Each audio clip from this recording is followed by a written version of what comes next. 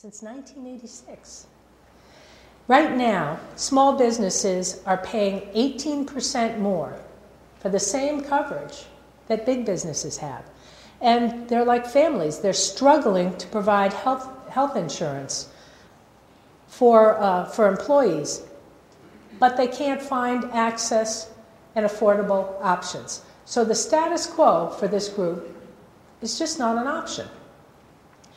Right now, the reason is higher administrative costs and really lack of bargaining power for the small businesses.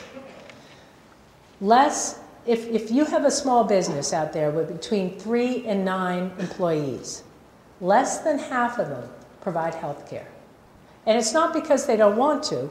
Small businesses tell us all the time, I want to provide it, but because if somebody gets sick in a small business, there's a personal cost. Sometimes I've seen the small business owner go out of pocket and actually pay for an employee who doesn't have insurance.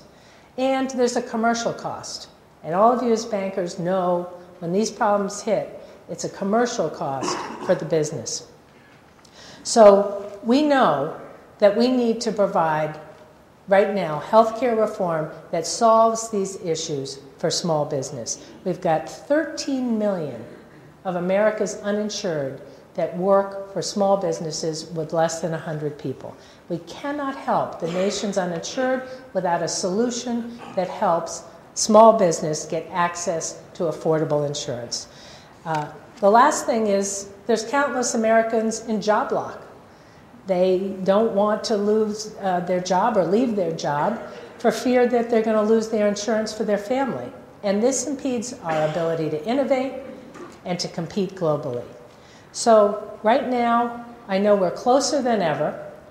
There's a lot of people working very hard to come together with many, many ideas, but one thing I do know, that there's focus throughout all of the plans that are wending their way through Congress and absolutely in the White House on access to affordable health care for small business. That is critical to all of us in this room and really throughout the country.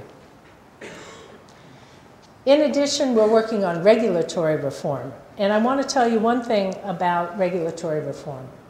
It's very important that we have this new agency that the President is calling for that is going to be a consumer watchdog. And I think that's going to help all of us look at stemming the irresponsible practices that we've seen from mortgage brokers, from payday lenders, and from some financial companies. We need to put stability and fairness back in our financial markets, and that's also going to protect our small business owners. They need a steady flow of capital to create jobs. So efficient oversight and much needed consumer protections are on their way. So in closing, I just want to tell you what it is that you have done with us today. You have helped us put money into the hands of small business owners. You've helped us increase the points of access to capital by coming back to the SBA programs. We've been able to make the secondary markets work again, and that's thanks to many of you in the room. Right now, we're working with the President to expand access, to raise those limits to make more businesses eligible. We're working continuously to honor our guarantees, and as you heard, we're investing in our agency and reinvigorating our agency, and working to serve as the strongest possible voice of small business all across the country. I know that many of you, spend your whole life, as I do, caring about this market and caring about small business. But I want to close with something that the President said last Wednesday at Metropolitan Archives. And I was standing behind him. It's called the potted plant position. You stand behind the President and the President's talking. He went through his remarks, and he comes to the end of his prepared remarks, and I knew what he was going to say. And then he said this, which was not in his prepared remarks. So it came from him at that moment. And he said, and I quote, "So to all the small business owners out there, I just want to close by saying this. I know that times are tough, And I can only imagine what many of you are going through in terms of keeping things going in the midst of this tough economic climate. But I guarantee you this administration is going to stand behind small business. You are our highest priority because we are confident that when you are succeeding, America succeeds.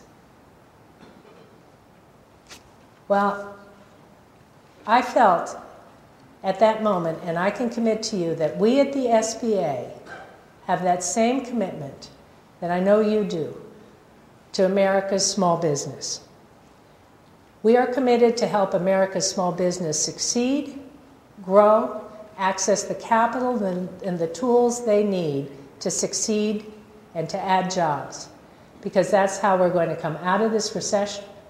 That's how we're going to come into recovery, and that's how we're going to build a foundation stone for America to be competitive throughout the world in this global economy. Thank you very much for having me.